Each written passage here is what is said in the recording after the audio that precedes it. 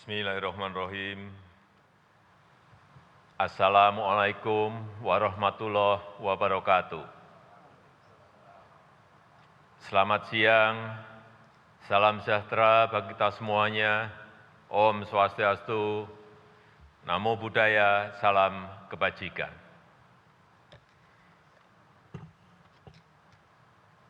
Yang saya hormati Wakil Presiden Republik Indonesia,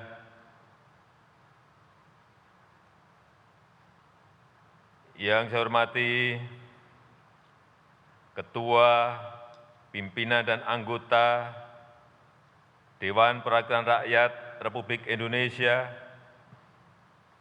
yang saya hormati Ketua, Pimpinan dan Anggota Dewan Perwakilan Daerah Republik Indonesia, yang saya hormati pimpinan dan anggota lembaga-lembaga negara,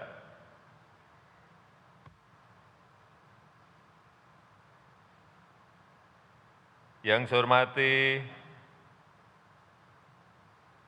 Ibu Hajah Megawati Soekarno Putri, Presiden kelima Republik Indonesia, yang saya hormati Bapak Susilo Bambang Yudhoyono,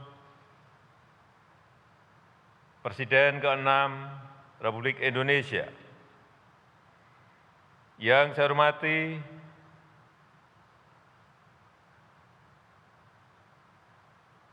para Menteri Kabinet Indonesia Maju, Kepala Lembaga Pemerintahan, Panglima TNI, Kapolri, dan Jaksa Agung, yang saya hormati hadirin sekalian yang berbahagia, serta saudara-saudara sebangsa dan setanah air.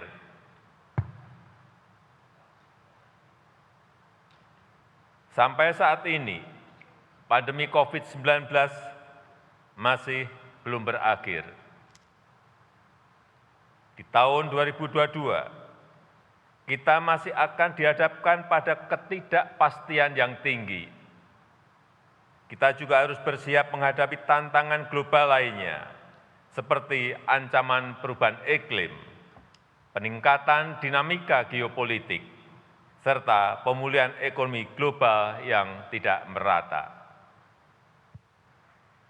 Karena itu, APBN tahun 2022 harus antisipatif, harus responsif, dan fleksibel merespon ketidakpastian.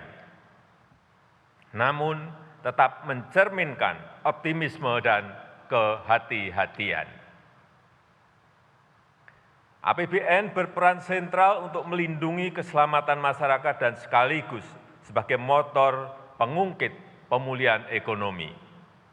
Sejak awal pandemi, kita telah menggunakan APBN sebagai perangkat kontrasiklus, mengatur keseimbangan rem dan gas, mengendalikan penyebaran COVID-19, melindungi masyarakat yang rentan, dan sekaligus mendorong kelangsungan dunia usaha.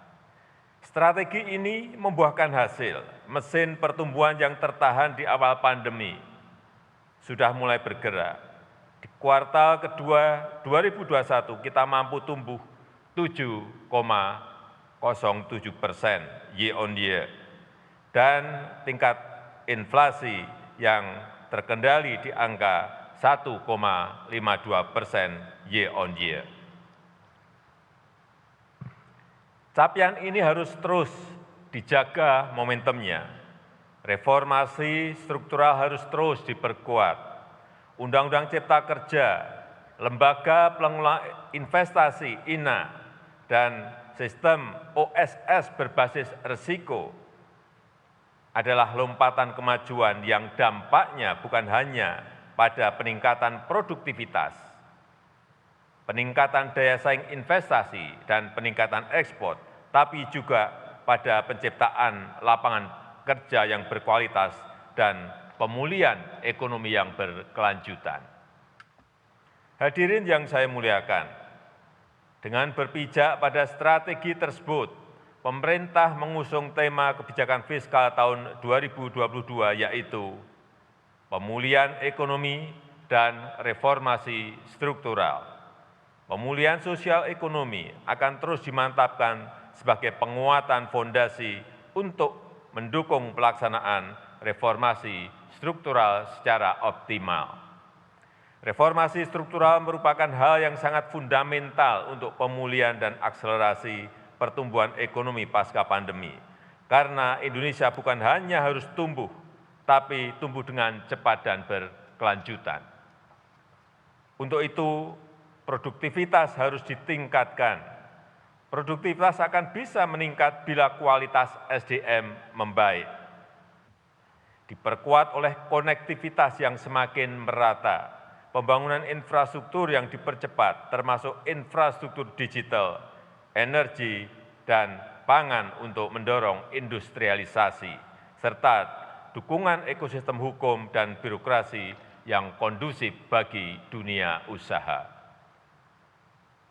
Ketua, pimpinan, dan anggota Dewan yang saya hormati, dengan berpijak pada kebijakan reformasi struktural, serta memperhitungkan dinamika pandemi COVID-19 di Indonesia, asumsi indikator ekonomi makro yang kami pergunakan di tahun 2022 adalah sebagai berikut. Pertumbuhan ekonomi tahun 2022 diperkirakan pada kisaran 5,0% sampai 5,5%. Kita akan berusaha maksimal mencapai target pertumbuhan di batas atas yaitu 5,5%. Namun harus tetap waspada karena perkembangan COVID-19 masih sangat dinamis. Kita akan menggunakan seluruh sumber daya, analisis ilmiah, dan pandangan para ahli untuk terus mengendalikan pandemi COVID-19. Dengan demikian, pemulihan ekonomi dan kesejahteraan sosial dapat dijaga serta terus dipercepat dan diperkuat. Tingkat pertumbuhan ekonomi ini juga menggambarkan proyeksi pemulihan yang cukup kuat, didukung oleh pertumbuhan investasi dan ekspor sebagai dampak pelaksanaan reformasi struktural. Namun, kewaspadaan tetap diperlukan, mengingat ketidakpastian global dan domestik dapat menyumbang risiko-risiko bagi pertumbuhan ekonomi ke depan.